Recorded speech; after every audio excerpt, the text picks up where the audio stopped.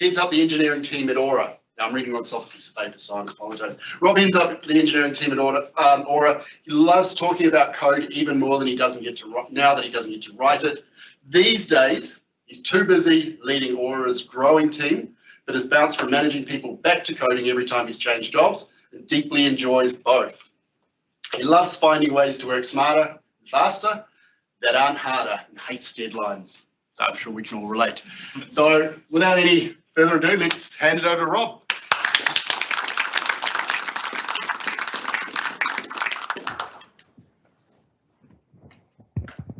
Hi.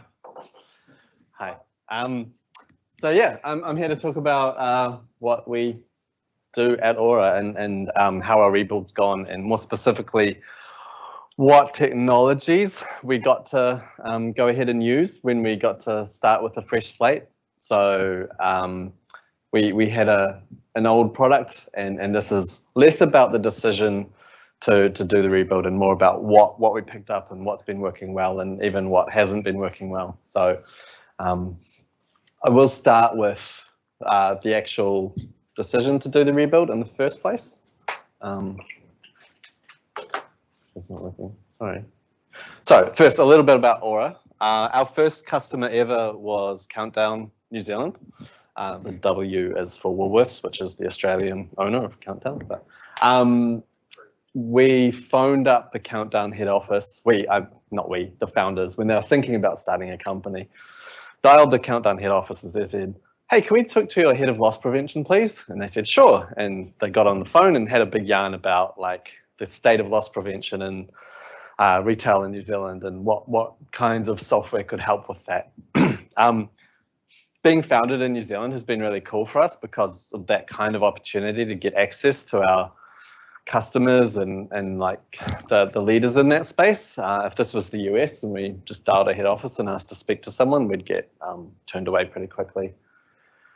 So we now work with literally the largest retailer in the world, among a lot of others in Australia and New Zealand. So the US is our current focus, but we have pretty much all the large retailers in New Zealand, and we're very close to getting there with Australia as well. The BizSpark program, which, just in case anyone's not heard of it, was a way for startups to get free Azure cash, was a large factor in our decision to work with Microsoft from day one. But when we did the rebuild, we actually had a good think about, do we stick with Azure? And it was, in the end, a pretty easy decision, and we're really glad we did that. Who said that?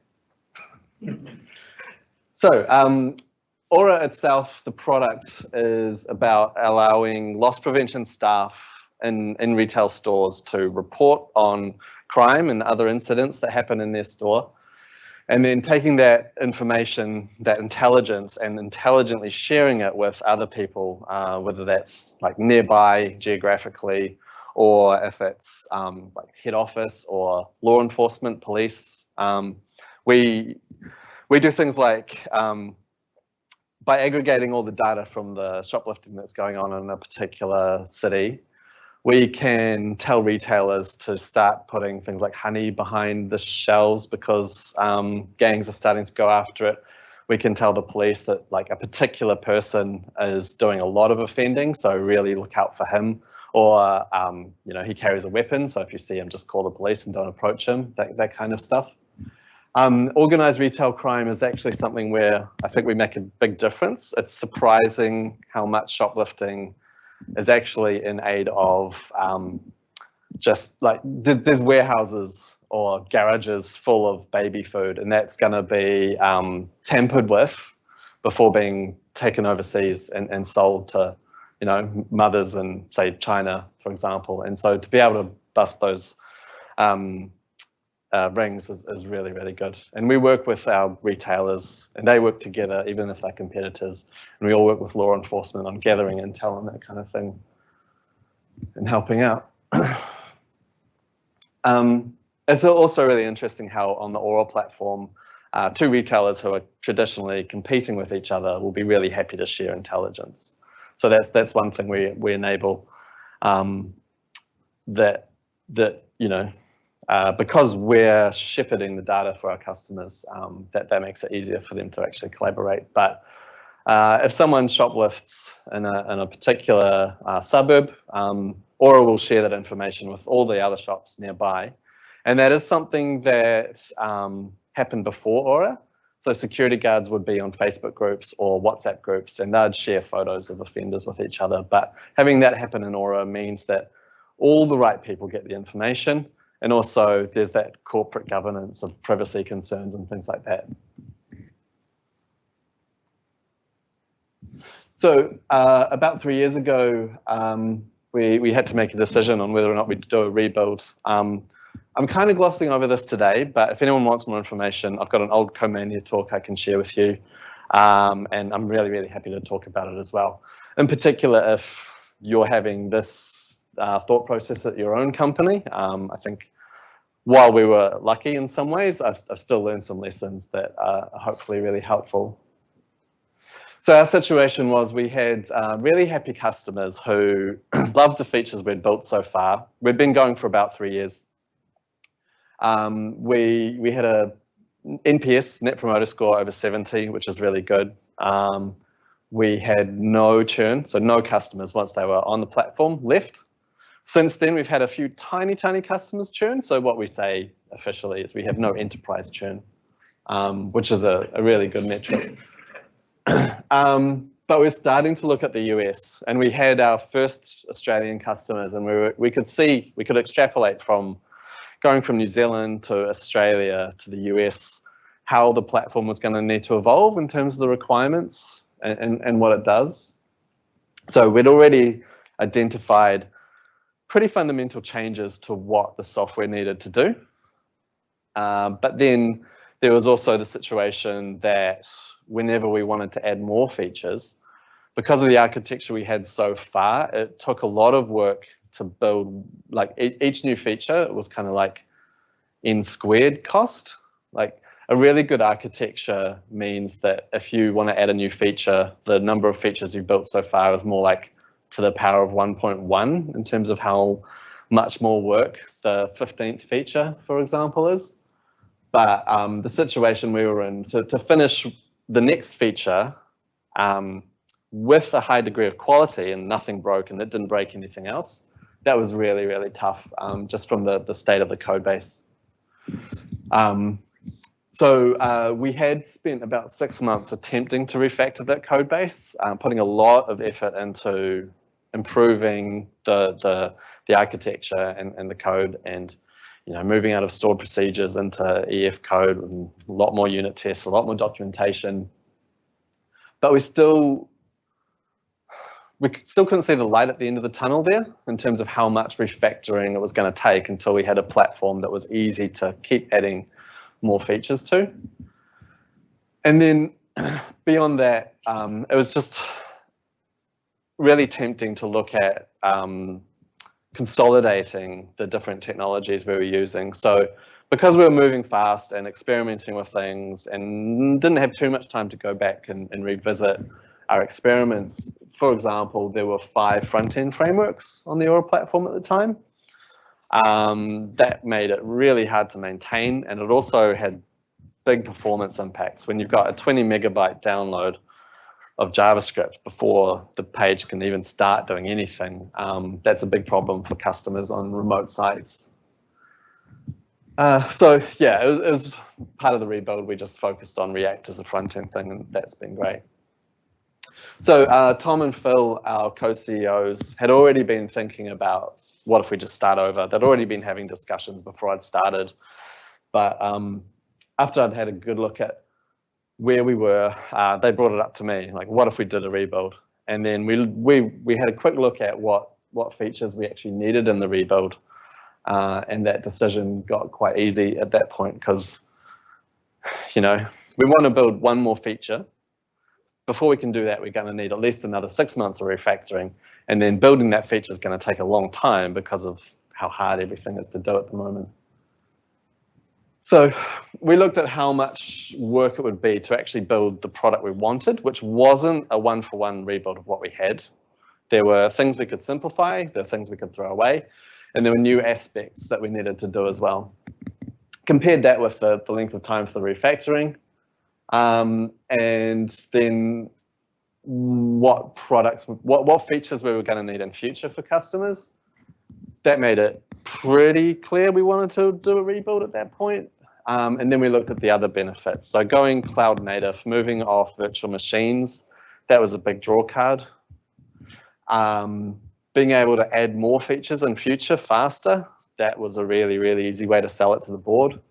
And then just in terms of scalability and performance, like picking new technologies and architectures was going to help there. But we also took the opportunity to do what's sometimes called super tenanting. That's what Daniel Larson told me it was called.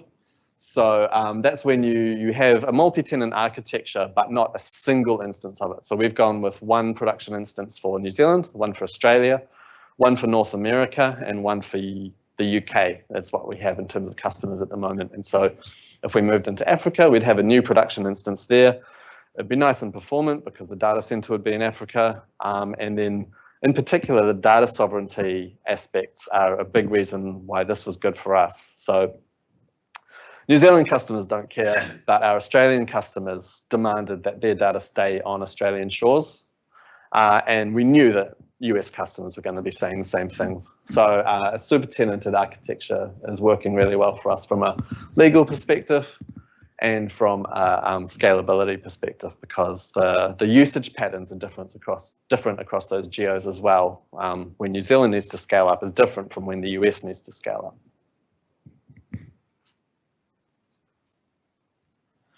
So we said, yep, let's start over. Haven't looked back. It worked really well for us. And it wasn't just the developers that wanted to do it. So it was easy, yeah. We came up with some principles for how we were going to do this. One of the number one things about the old platform that we wanted to move away from was the complexity, like the number of ways in which each thing affected each other thing. So anytime the features could be simple, we said that the way we make things flexible and suit the different customers is we actually just keep it really simple.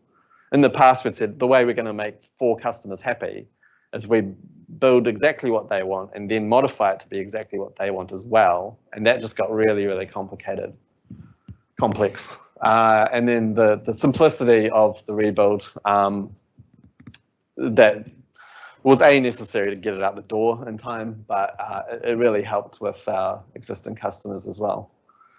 We also said that anytime we could just buy something off the shelf and use that, we'd do that, at least to start with, because we wanted to get the rebuild done as quickly as sanely possible.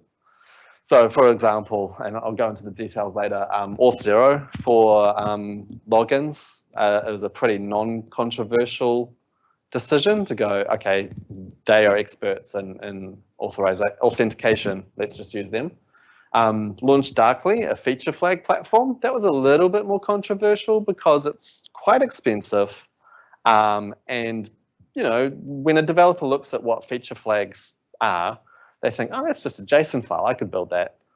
But we still said, okay, if we want to build it, we'll build it after we've released our first version. But in truth, using Launch Darkly and the swathe of features they actually have, I see the value and I'm not sad about paying the full price for it anymore. We prioritized cloud native components. So anytime Azure had an offering that was just new resource in the portal, as opposed to we install something on VMs and operate it, we went with that. App services over virtual machines, that's an easy decision. But Azure Search over Elasticsearch, that was one we spent a bit of time on. In the end, we went with Azure Search because it was going to be the easiest thing to get out the door, and we knew that. So at the time, there was no Elasticsearch hosted option on Azure, and it had features we really wanted, but you know, we still went for the cloud native option just to get the rebuild done. Continuous deployment was a no-brainer. Today we do about 7 deploys a day. After the rebuild was done, we were doing about 3 a week. As the team's gotten bigger, as we've gotten better at building smaller and smaller features and just working incrementally, that's gone up and up. Another aspect was that even though we were doing a full rebuild and we had an opportunity to think about the scalability, you don't want to architect for 100 or 1,000 times your current load, because that's going to take a lot more work. So the advice that I see out there is design for 10 times your current scale, but be prepared to rebuild for 100 times your current scale. What we did do was make sure that our architecture means that when we do come to rebuild something, we don't have to rebuild the whole platform again. We're now in a position where the architecture is a lot clearer and less entangled, and when something gets slow, we can replace that piece, not the whole car. Another thing that I think, well, in my experience, some companies don't do this, but I've found it having real tangible business benefits is optimizing for the developer experience. So when you can deliberately make your developers productive, saying it sounds like a no-brainer, but there's a lot of companies where the architects just steam off in a direction and it's like, okay, that's going to be a cool architecture, but it's a lot of work to even get one bit of code written, because I have to, there's no local emulator for the particular platform that you're having me use. So on Azure, you've got emulators for storage, functions. There's no problem emulating what app services does. So anytime you can get stuff working in your dev machine, you don't have to hook up to a dev instance on Azure. That does make things simpler and easier. And then there's a lot of other ways in which the developer experience can be improved. So with React, you've got hot module reloading, absolutely worthless in production, but for a developer, you can get stuff done just so much quicker with that kind of thing. So we always prioritized being able to enable those kinds of experiences. So here's the big list of technologies that we went with in the rebuild. I'm going to mostly talk about the Azure technologies. I'm going to skip over the frameworks because you've heard of them. And I'll briefly touch on what services we've gotten a lot of value out of as well and why. At this point, I'm just going to ask for any questions, and also for the people that are online, if you could just type out your questions as you think of them, and then Buddy is going to read them out to me when he sees them. So for the rest of this talk, it's one slide per technology, effectively. So I'll actually stop at the end of each slide and ask for questions. So especially for the online people, if there's anything on that particular topic, we can address that before we move on. But there will be questions at the end as well, if you've got anything general to ask about. But for everything I've done so far, any questions? Cool. Yeah, one question. Sorry, I had to ask. So the feeling I'm getting is that you were quite in a, like almost a watershed, big clump something or other, and now you're looking to go towards microservices, or you're looking to piece it off so that when you come to do upskill, upgrade, change things, add things, new features, you've got that commonality of the microservices being able to talk to each other. Close. So what we've actually gone from is a big ball of mud monolith to a more deliberately architected monolith, which relies quite heavily on various platforms in a way that is, what's the word? More cohesive, more modular. Yeah. So like the platform we had that we've replaced, I'm not in any way upset that it was a big ball of mud and it was quite hard to refactor, because we were trying to prove out our market worth and market fit, and everyone was working as hard and as fast as they could, adding on this feature, that feature, that feature. So we didn't really get a chance to take a breather and step back. The new platform, just because it's a more clearly architected monolith, is what means that in the future, when we evolve the architecture, it's going to be easier to do in pieces as opposed to all at once. Yeah. So microservices, I do think are a great idea, For us, the team wasn't big enough to warrant microservices, but we are ready to move in that direction.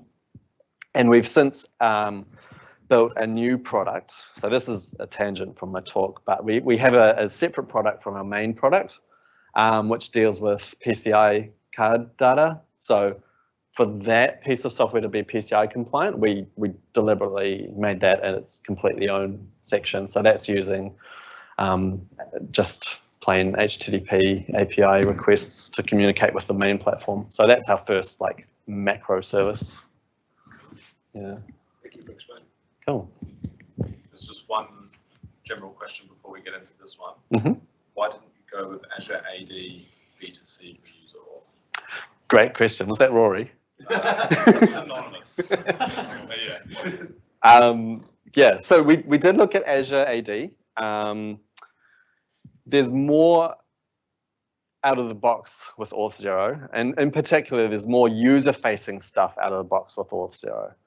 So we got sign-up emails, forgot password emails. We got a portal that we could give our customer success team to go in and manage our users without having too many permissions. We got that thing where if you sign in from the wrong country, it warns you, whatever that's called. There was just more stuff that we didn't even have to write a single line of code for using Auth0 over Azure AD. Cost-wise, I think in the future we may consider moving to that because Auth0 is expensive.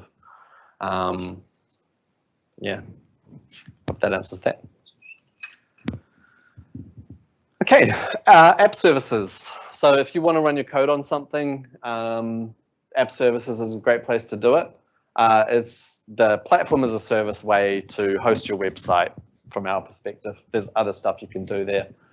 Our web application, it's just an API. There's a React front end and a ASP core MVC backend. It talks to everything else.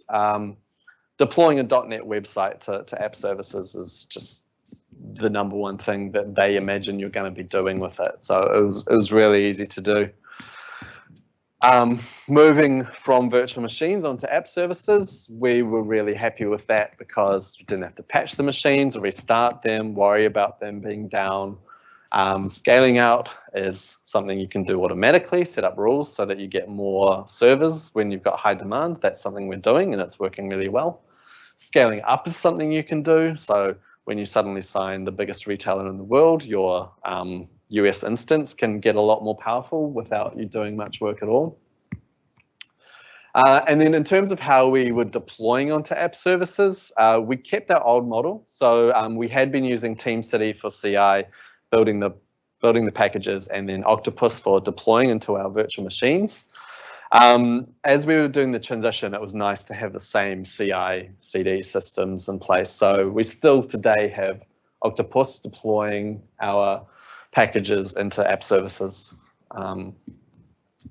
which could be the reason that we are having one little bit of trouble. So overall, it's been awesome, but the one thing that we've been not struggling with, but has been a little bit bumpy for us is the deployment slots. So that's the way you can deploy your new code, and then once that's warmed up, all your traffic can flip over onto the new version, sometimes called blue-green deploys. We found that every now and then developers would have to get involved in that actual swap process. Recently, we've discovered part of it is just we need to retry the cleanup of those slots because there's a maximum number of slots you can have open, and sometimes it fails to delete one that's not being used because it's still being used or something like that. But everything else has been working pretty much perfectly for us. And yeah, I think that's because we've written our own PowerShell that Octopus executes to actually enact those parts in the deployment chain. If you were using Azure DevOps to do your CD, I think you probably wouldn't bump into this because that's been done before there. Oh yeah, I will stop for questions. Thank you. App services, Linux or Windows based, or don't care? It's currently Windows because we thought that sticking with Windows would cause less problems, and then we couldn't be bothered moving. However, we are now looking at Linux just because it's cheaper. And you know, it's all .NET Core, so why not? Cool. Any questions in the room on that? Any performance problems with app services? The question was any performance problems with app services, and none that weren't just we did something really stupid in the code or we needed to scale it up because we suddenly have a lot more users at this time of day or something like that. Yeah. But no like weird performance issues where something was being slow and we couldn't figure out why, which I have heard of other people having on app services. Did you ever consider AKS instead of app services? Did we ever consider AKS instead of app services? Because we're kind of a monolith, we stayed away from Kubernetes for now. We've recently hired someone who knows a bit about Kubernetes, and he's not that keen for us to move. So yeah, well, it's not quite the right tool for what we're doing right now. I won't roll it out in future. Cool. So I talked about scalability and the re-architecture being an opportunity for us to do things a little bit more cloud natively. So Azure Functions are one thing that we've been able to leverage to do those occasional but slow tasks. For example, when a user uploads an image, we resize that into various sizes. And if a lot of users all upload a lot of images at once, we don't want our operational web server to start getting slow and for people to be unable to use the app in other ways. So we moved those slow tasks over into Azure Functions. If you look at AWS Lambda, that's I think very serverless, and that you literally shouldn't even be thinking about what server it's running on. Whereas Functions is a little bit more of a hybrid where you can decide, am I running my Azure Functions inside this app service plan, which is where I get to say, okay, I want this size of virtual machine ready for my functions to run on. Or you can go with consumption plan where it just gets very elastic, and when you need 50 servers, you've got 50 servers, and when you need 0, you're paying for 0. The consumption plan documentation tells you that it could take 10 minutes to warm up from a cold start, and that you probably don't want to be handling your users' API requests on a functions on a consumption plan. We've never seen anything like that slow in reality, and I've seen blog articles from people doing performance testing on cold starts, and Azure Functions is the best for what their experiment was. I'd love to see a histogram of what it looks like, but you just can't rule out that if you're on the consumption plan, every now and then there won't be any servers available for your user, and they'll have to copy the code onto a new server and warm it up and start running it, and it could be slow. If that's a problem for you, you can move to the premium consumption plan where you do have reserved instances, but you are paying for them even when no one's using them. Another thing Functions do, there are a lot of built-in bindings for the way data comes in or goes out of the functions. We started using those. In particular, we had functions handling event grid events, but they didn't quite work exactly the way we wanted them to. So my advice is that if the binding isn't working for you, you don't have to use it, and they're pretty simple to sort of emulate. You can write your own code that does exactly what the binding did. The event grid event serialization, we wanted to tweak it. So we just turned our function that was accepting event grid events into a function that was a webhook and handled the handshake with the event grid delivery system ourselves. Another thing I'll mention, because I think it's a good principle in some cases, A lot of the advice around microservices, you don't want your services reaching directly into other services' databases. You want to encapsulate the storage of information behind the public interface of your microservice. It's just like object-oriented encapsulation. It's a good idea. We decided that our functions couldn't talk directly to the database that our app server was talking to and had to go through the app server for any queries or updates. And we have not regretted that decision. At the time, we were using an oldish version of .NET Core, and Azure Functions took a while to upgrade, I think, to version 3. But that isn't going to be a problem for anyone these days. So yeah, overall, I would say functions, once you read the documentation and understand what they're for, they work really well and that they do what they're meant to. Any questions? Did you find minimal downtime while scaling up or scaling out? Was that on app services or functions?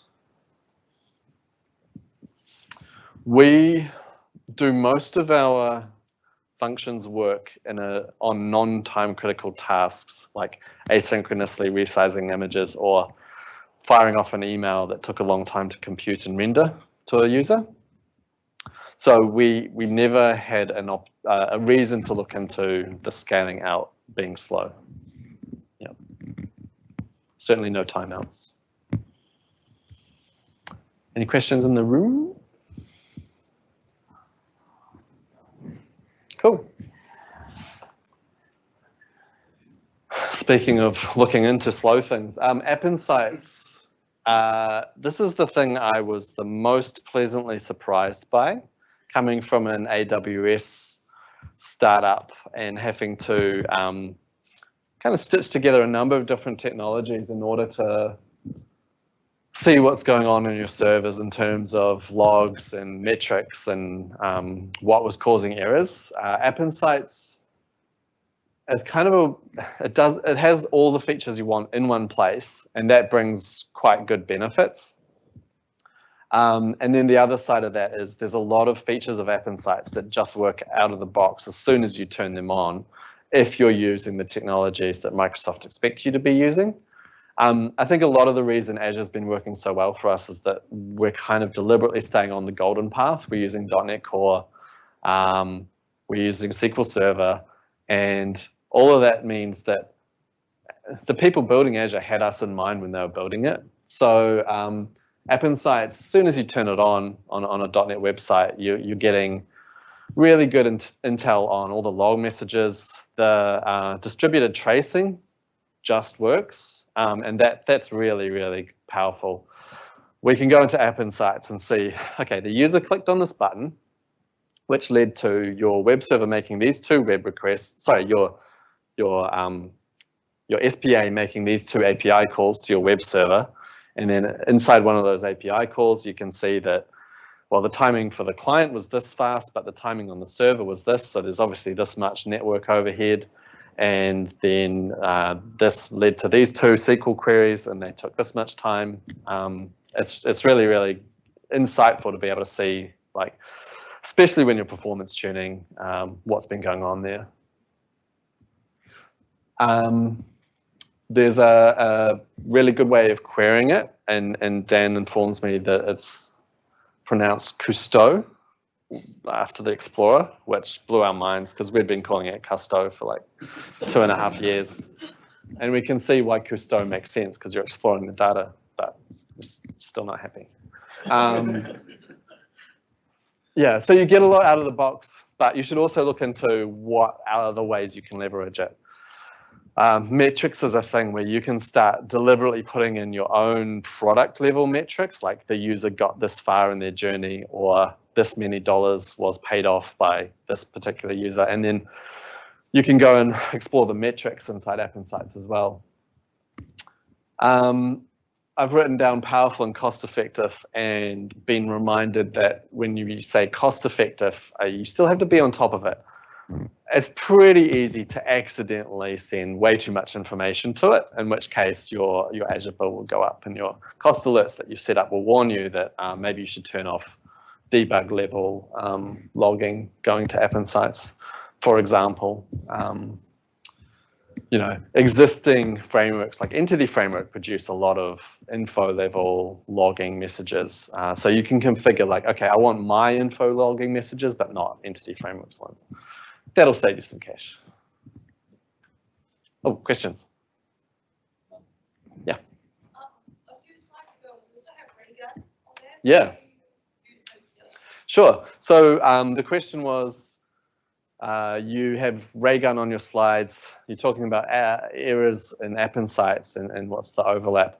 So we use Raygun to manage things are broken and someone needs to look at it. So Raygun is good at grouping up errors. It's really good at notifying you about things going wrong and things that are surprises. But when we get notified by Raygun about something going wrong, we'll then normally start using App Insights to actually investigate the forensics of what's gone on there. Does that answer your question? Cool. Right, we've got one question. Yep. Do you configure the filters on the app side or the app insights service side? Don't know off the top of my head. App side. That would make more sense because then they don't even get sent. Yeah.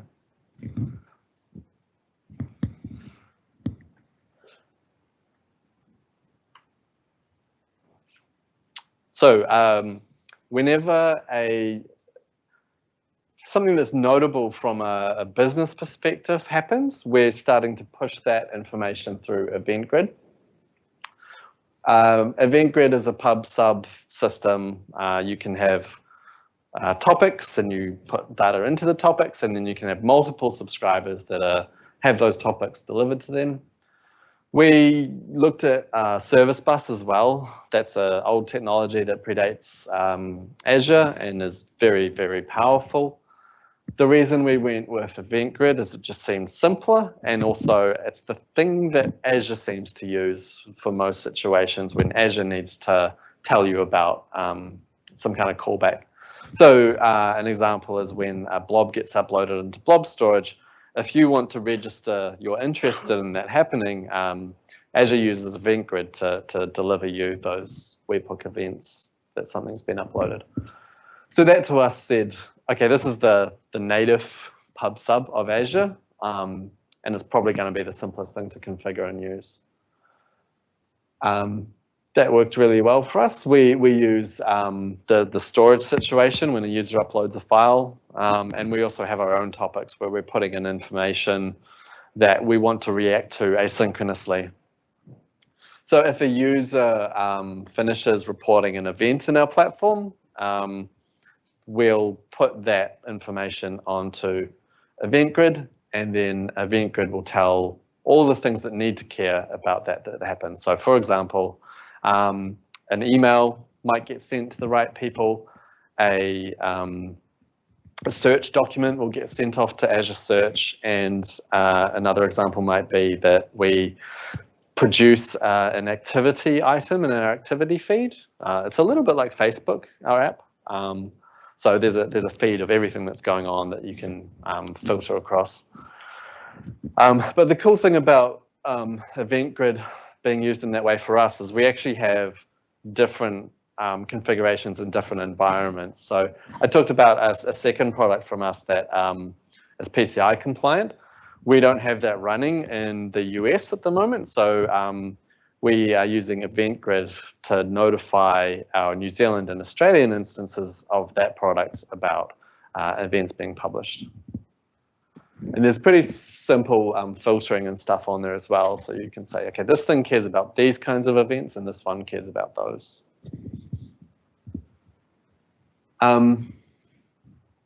It's very, when I said it was simple, a part of that's just the API is you call its REST API and it delivers you webhook events.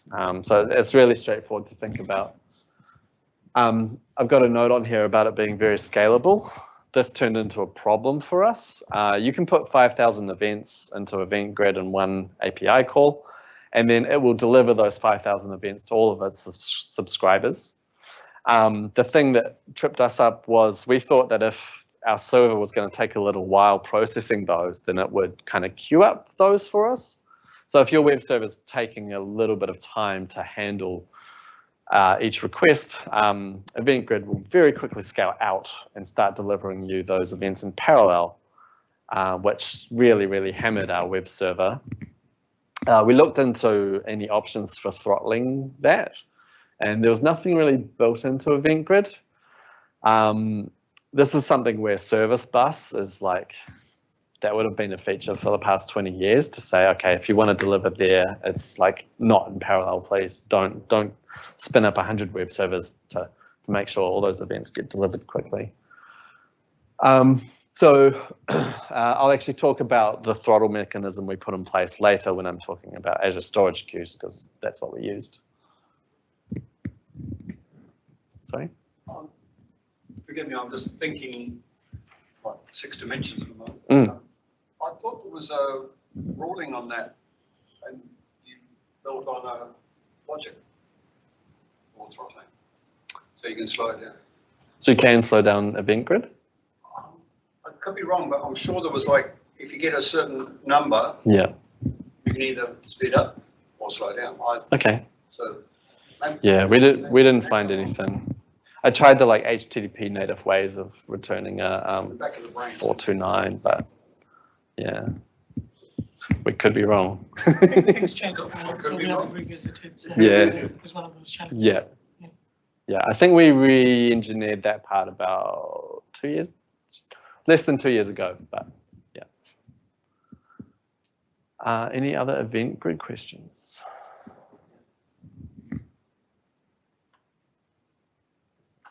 Media services does what it says on the tin. We didn't really change the way we were using media services. So our old platform, users could upload videos from quite esoteric video management systems. So the CCTV cameras they use in store produce a lot of different file formats. The only one we can't take is the exe file format.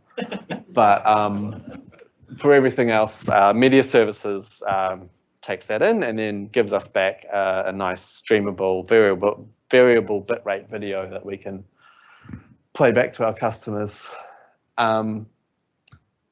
The only place that this has been an issue for us, and this isn't really a technological issue, is that we have a use case where there's a lot of video uploaded, but not viewed very often. So I think when Azure were putting this together, they were imagining like broadcast streaming, and you pay. This makes sense from a CPU perspective as well, but you pay quite a bit for transcoding, and then the playback is really cheap. So for our use case with our biggest retailer in the world, this is starting to get really expensive, and we're looking at how do we do this on demand as opposed to preemptively. Media services question? There's a couple of event questions that came through just as you started. Hi. Was there any security concerns with Event Grid just being public facing and not being integration? Cool. I'll repeat the question. Any security concerns with Event Grid being public facing, no VNet?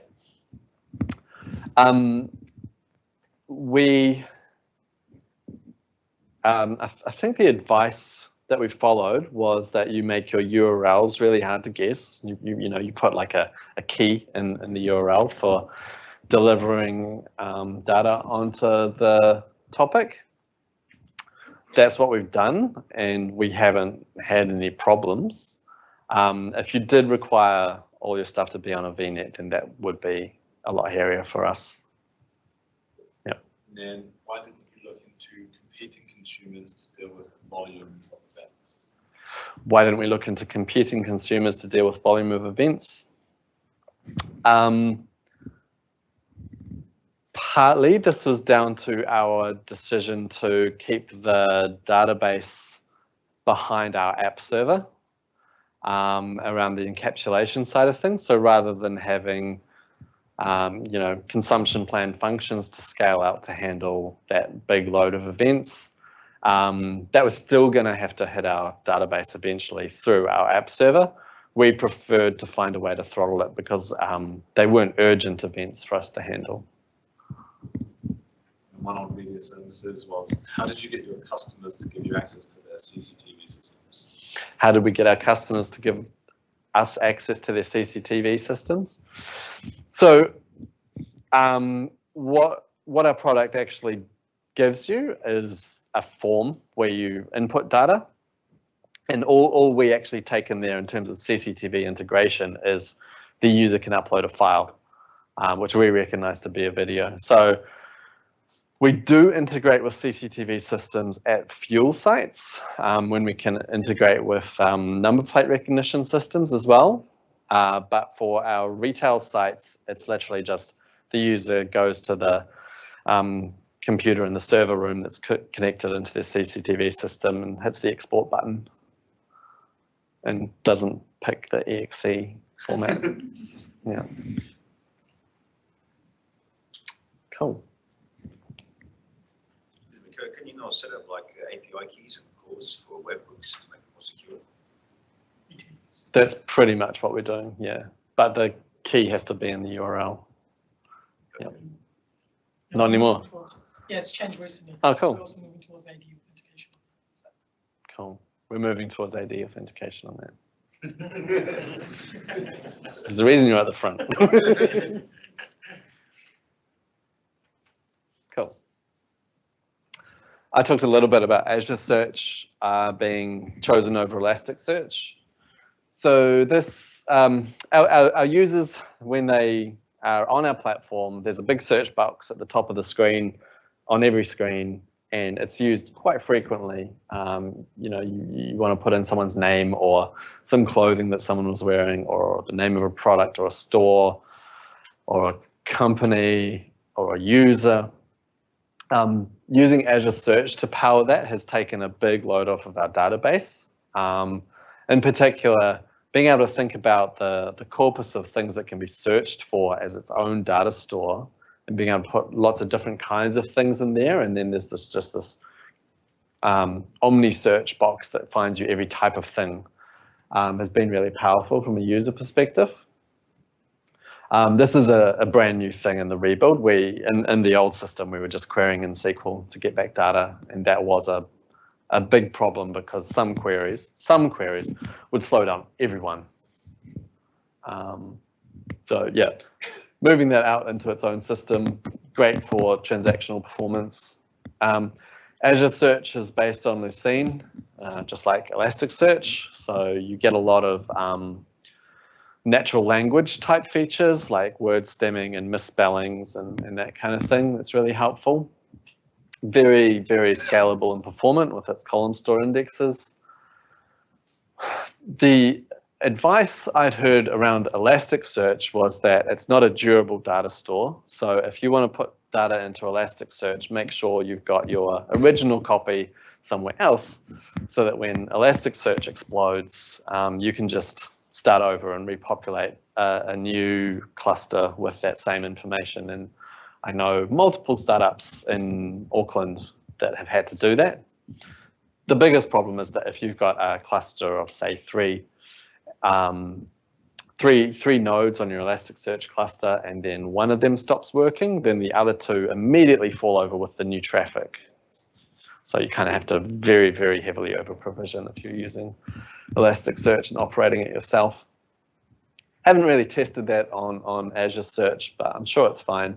But at the same time, we treat our database as the source of truth, and then we project out of there all the data we want to have in Azure Search.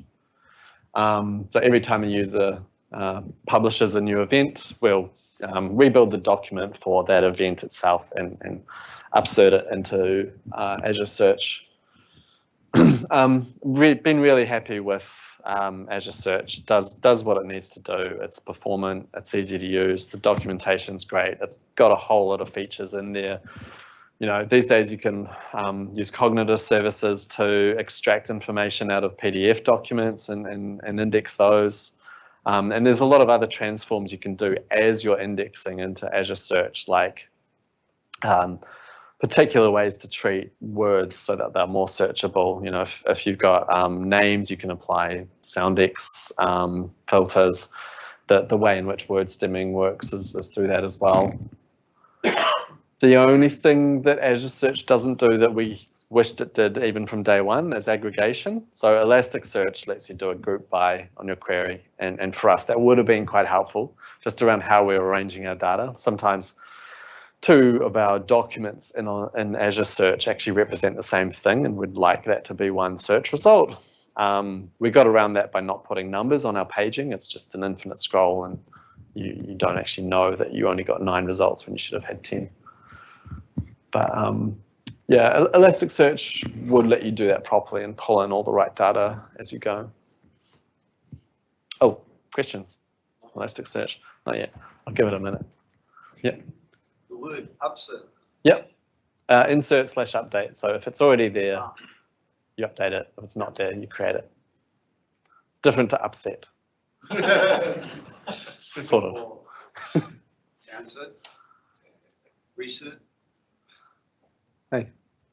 What do you use to pull the data from SQL database into the Azure Search? Sure. So the question was, what do you use to pull the data from SQL into Azure Search? Azure Search comes with a lot of pre-built integrations for pulling data in. We looked at those and wanted more control over what was happening. So we are calling the Azure Search API ourselves when we know that there's more data to put in. So when the user hits the publish button in our system, that will go and update all their data in SQL and pop something on our event grid topic. Then one of the subscribers on the event grid topic will say, okay, there's this new thing, you need to react to it. And then we go and query SQL again and actually pull in quite a lot of data from a lot of different tables to build out this pretty chunky search document. And then we push that into Azure Search.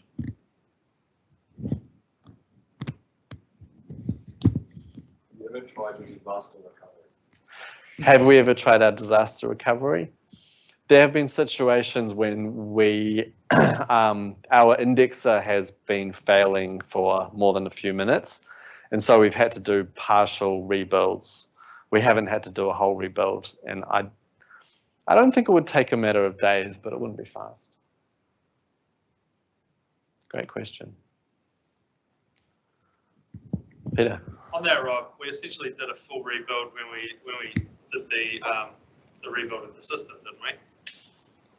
When we migrated. Yeah, when we migrated. Yeah. So, and the process hasn't really changed since then. So That's a good that point. makes me pretty confident That the rebuild will work. It's Yeah. a self-inflicted disaster. Yeah, the migration from the old system onto the new system was a really fun and exciting exercise. Got to test out a lot of these kinds of things, but we don't get to do that anymore, unfortunately. Cool. Blob storage. This is pretty straightforward. You put files in Azure Blob Storage. That's where they belong. You could put them in SQL. That would be slower. So we had been using Blob Storage on the old platform. When the user uploads a file, it goes into the web server, and then the web server puts it on Blob Storage.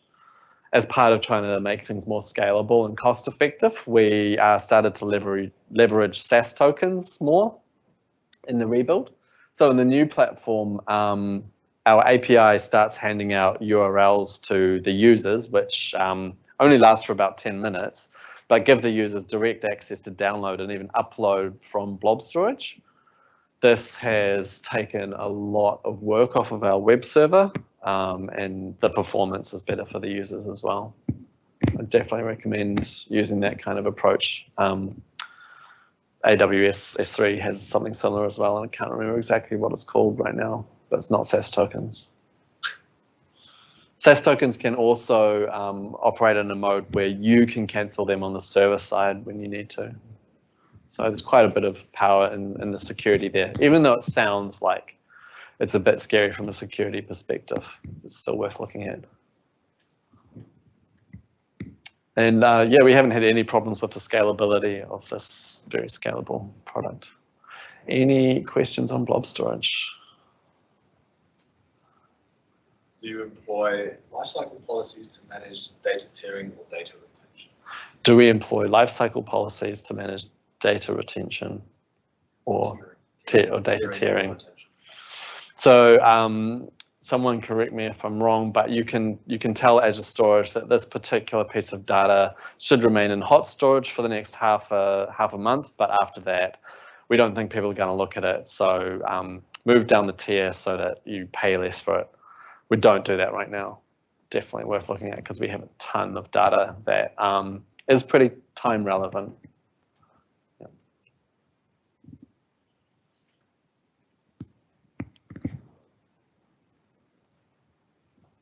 Cool. Storage queues. We used storage queues to throttle our event grid events. So you can very quickly configure event grid to deliver into a storage queue as the subscription. The subscription just goes straight into the queue. And then the way you deal with an Azure Storage queue is you pull items off it when you're good and ready, as opposed to it throwing them at you 1,000 at a time. So this was a really quick and easy way for us to move to handle those like 5,000 event grid events in a not throttled and as we needed to.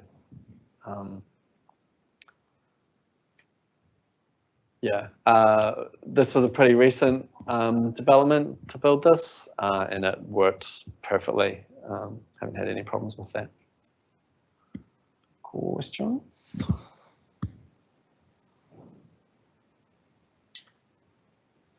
Table storage is the third thing in Azure Storage that we use.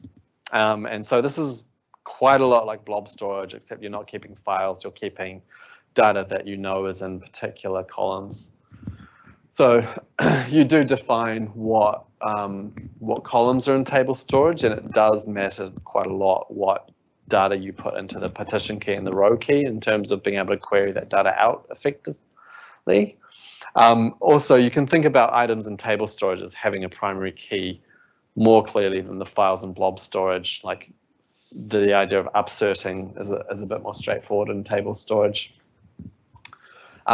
We've used table storage from day one to store our read audit log. So every time a user looks at a particular piece of data, we're putting that straight into table storage. And we've only recently had to test that that works, and it does work. So that's cool. We are also starting to look at using it for the backing store for other Azure Search use cases, whereby we put the data in the table storage and then project that into Azure Search for querying, because table storage is only good for querying on the partition key and row key, and all of your other columns incredibly slow to query on. So projecting straight into Azure Search makes that indexing a lot faster. Just going to go a little bit faster because we're running out of time, but any questions on that one? Because of the issues with indexing and table storage, not issues, the realities, we did look at Cosmos DB as a place to store data when we didn't know upfront which of the columns we were going to want to query on. So rather than using SQL, because this was a particularly high volume use case, we used Cosmos DB for a particular thing, and we found that it's actually just too expensive to use in terms of getting the queries running on Cosmos DB. But they still take a matter of minutes for what we want. We need to be fast. What Azure Search would have done very fast. But we're also having to scale it up to quite a high level in order to get those under like half an hour. So this is something we're actually moving away from. I'm not saying you should never use it, but it's the kind of thing where you'd want to look at what it offers you and tick a few of those boxes before you started using it. It's got a lot of different APIs for like what it looks like, so you can treat it like table storage, but that's just a convenience thing. It's not like a good architecture thing. Questions? Table storage? Azure SQL. A lot of people are familiar with SQL Server. It's a 32-year-old technology. People say that you can use new technologies on your front end, but picking a boring technology on your back end is a really good idea. I subscribe to that. So we've had all of our transactional data goes into Azure SQL, and that works really well. We know how to performance tune it. We know how to operate it. Backups are reliable. Being able to use Azure SQL as opposed to just SQL Server running on a virtual machine somewhere gives us the enterprise grade features, backups, geo-replication, security. Those all work out of the box. And one thing that was interesting was the automated index management. So SQL Server itself can tell you what indexes it thinks you're missing. And then Azure has kind of turned that into more of a product where it looks at those and then it applies them and then it measures whether or not they made a difference, and it does that kind of over time by itself for you.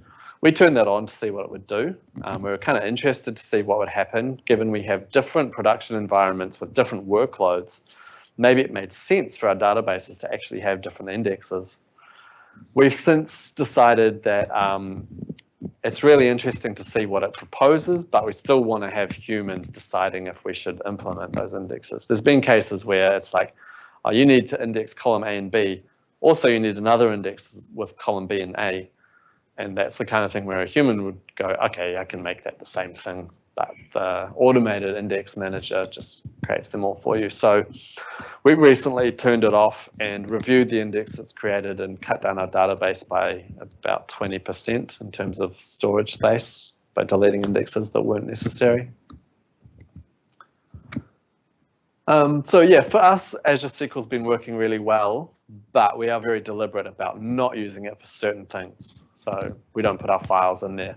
When we know we're getting thousands of rows a minute, we put that in something else because we don't want to slow down our primary data store that all of our users are using in those kinds of situations.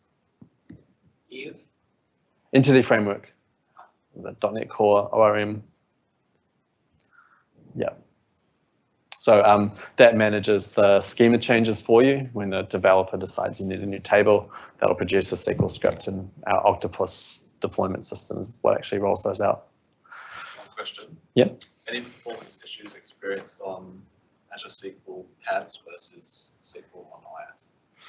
So I can't really compare our Azure SQL PaaS with our Azure SQL IaaS because our IaaS instance of SQL was a completely different schema with, you know, it had accreted and it was quite Baroque and it was very, very slow.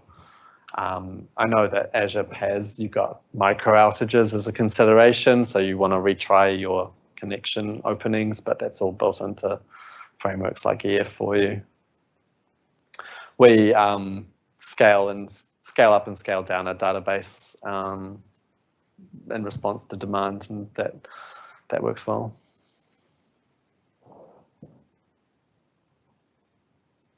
Last one, ARM templates. I recommend infrastructure as code as an approach. At the time, ARM templates were the best choice for us, and we are looking at Pulumi at the moment. There's also Bicep. Someone should do a user group talk on Bicep. Eh?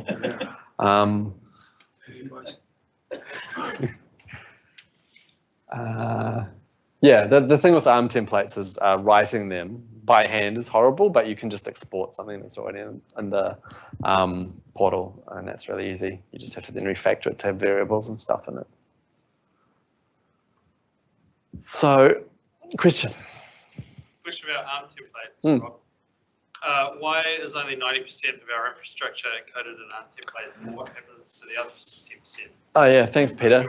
Yeah, I was just rushing because we're out of time, but the ARM templates get you 90% of the way there, but the last mile of configuration sometimes has to be your own PowerShell script. So ARM templates can do what you can do in the portal, but like if you want to roll out a brand new production environment, ARM templates will create the SQL server for you, but you're going to have to write the code that creates the schema, creates the tables inside that database. Similar thing across other technologies. So when we started, an ARM template could create your storage account, but not a storage container. It can do containers now, but we had to do that in PowerShell back then. It's kind of the last mile situation. Are there any resources that an ARM template is unable to create? Say it again, sorry? Are there any resources that an ARM template is unable to create in Azure? Any resources that an ARM template is not able to create in an Azure? I'm not aware of any like high-level resources that are just not an option with an ARM template, but the problem is when you get to the like final stages of configuration. Yeah, the detailed parts. Question on infrastructure as code. Do you control your infrastructure scaling via ARM templates? Do we control our infrastructure scaling by ARM templates in CI? We don't. But when you don't, you do have to be careful, because if you scale up a database manually and then you deploy your ARM templates, obviously it scales itself back down again. So yeah, probably, It's auto-scale wherever we can. yeah, or yeah. Why not Terraform? Yeah, we looked at Terraform. Terraform works on Azure and it works on AWS. So if someone already understands Terraform, they should be good to go. We just felt that at the time, the Terraform team weren't trying hard enough to stay up to date with what was on Azure. Also, the fact that an ARM template can just be exported out of the portal from something you've just created makes it really, really easy to use. Great question.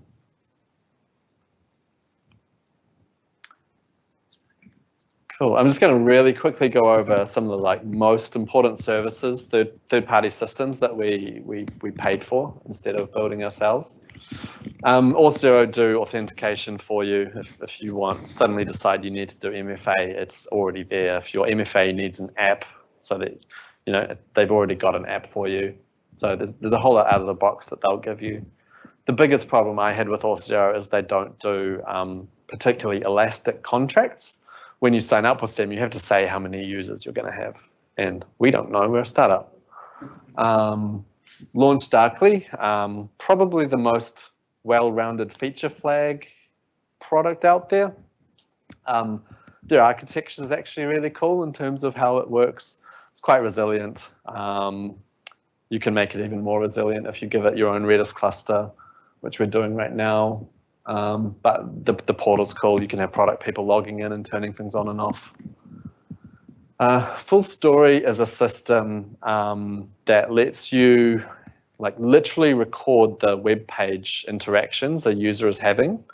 So in a situation when users are having problems, you can go and replay exactly what they were doing. Technologically, the way it works is really cool with HTML diffs being sent. And also the way we've configured it, we don't actually see any data that's in our system. All of the text is redacted, but you can still see what button the user clicked on and where that went. You can also look at the developer console recording in Full Story, so that if any errors were occurring while the user was doing something, you can see the errors that were in the browser console, even if they didn't have a look in there. So we found that really good for product insights and also tracking down what bugs are and how they happen. Raygun touched on that. It's good for throwing errors at. It's not a complete logging solution where you'd put your info in your warning logs, but every time there's an actual error, we send that off to Raygun, and it kind of has features around the workflow of, we think we fixed that, but please tell us if it's not, or we just did a release. So you can tell us which release actually started to introduce that error, or where the error rates climbed up, or that kind of thing. They branched out into other features that are really useful for developers as well. Recommend taking a look. And then Intercom is something we've always been using, whereby there's a little thing in the bottom right of the web page, and our users use that to interact with our support team. Intercom are quite a cool company, just the way they run their product and the features they come up with. They added product tours as a feature exactly when we needed it, which was a thing that lets you give the user a tour around the screen, like this button does that, and go over here if you need to do this particular thing, because we were looking at actually building that kind of stuff ourselves, but Intercom just do it out of the box now.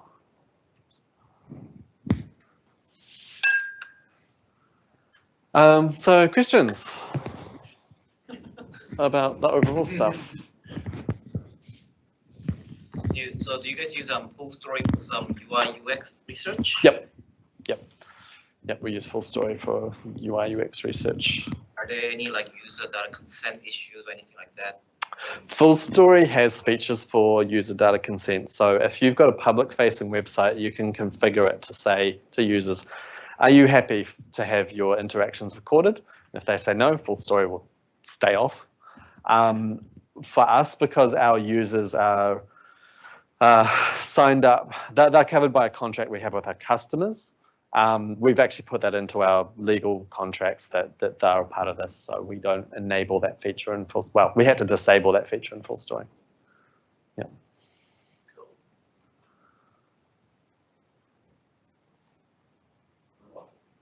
Hey. Do you use any CDN like Cloudflare? Any CDN like Cloudflare? Yep, we used Azure CDN from the beginning, just for serving like our JavaScript more than anything. And we've recently switched over to Cloudflare for certificate management, and are probably going to look at CDN features on there very soon. Yeah. But Azure CDN has been working well for us. Questions? How long did your rewrite take, and during that time, how did you deliver features? How long did our rewrite take, and how did we deliver features? So we thought we'd take 3 months initially. In the end, it was about 14. There was a little bit of re-estimating after the 3-month guess as well. But during that 14 months, there were 2 major features that we built on the old platform to keep our customers happy. But we also were very careful to manage communications with them about what was coming and why we were taking a break on adding features to the platform. And one thing that really helped was we got a really, really good product designer in, and the way that he's envisaged the UX on the new platform has made all of our existing customers very happy to move over. That's a big thing. Yeah. They can talk to the right hand. Yeah. Okay. Yeah, so in the start you mentioned that you are using C#. Mm-hmm.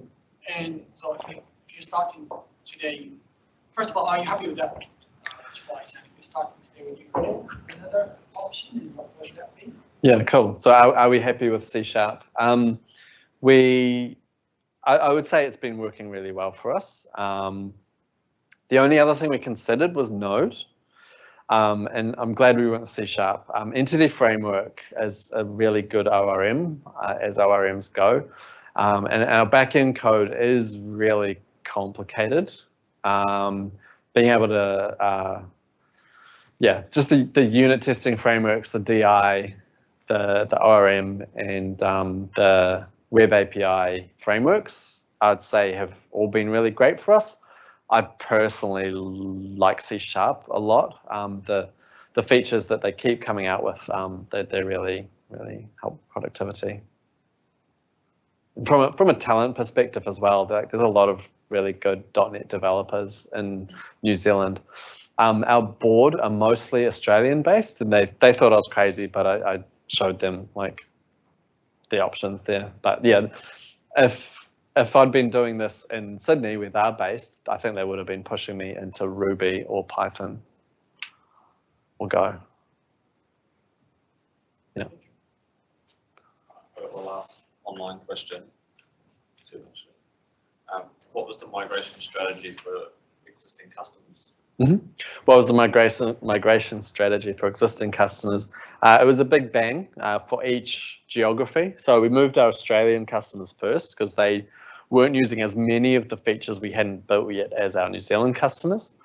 And it was basically turn off the platform one day, having warned them, and then a whole lot of SQL scripts that transform the data into our new schema in place, and then things like recomputing the Azure Search documents, etc., and then flipping over the DNS to point to the new system. It was, I think we were down for 11 hours, something like that. Yeah. And the last one, what was the top design decision that allowed you to decouple your model? What was the top design decision that allowed us to decouple our monolith? I think the fact that we were just starting over meant that it was a lot easier to plan out the structure of the code in the monolith. We have a lot better test coverage, but more than anything, it's the modularity and being able to say that, like, even if these 2 bits of code are running in the same process, they're thinking of themselves as microservices where the surface area of the interaction is pretty high level and public between those 2 areas. There's a really good CodeMania talk on YouTube, Josh Robb's talk on connaissance, and I think that way of thinking about code quality has been a lot more useful to us than things like Solid. But yeah, if you've got unit test coverage of your code, that does actually take you a long way towards that code being maintainable for other reasons as well. Cool. Thanks. Cool. Do you engage any third-party security companies to try and attack you? Yep. So third-party security companies, we have pen tests done regularly, and when we did the rebuild, they took a really good look at it. They found more in the code review than they found in the active testing. But yeah, they were good. Yep. Cool. Well, I would like to thank Rob, but I'd also like to call this out.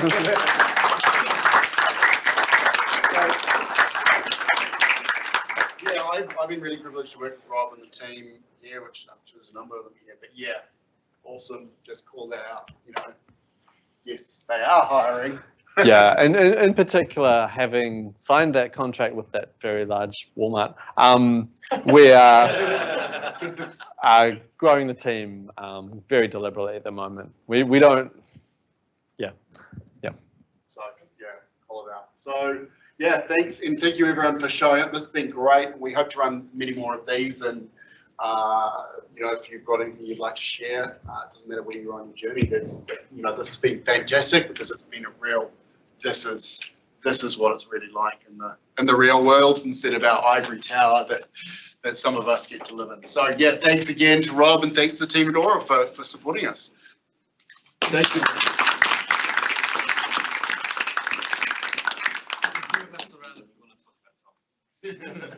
Awesome. Yeah, we until 2:30. Oh yeah.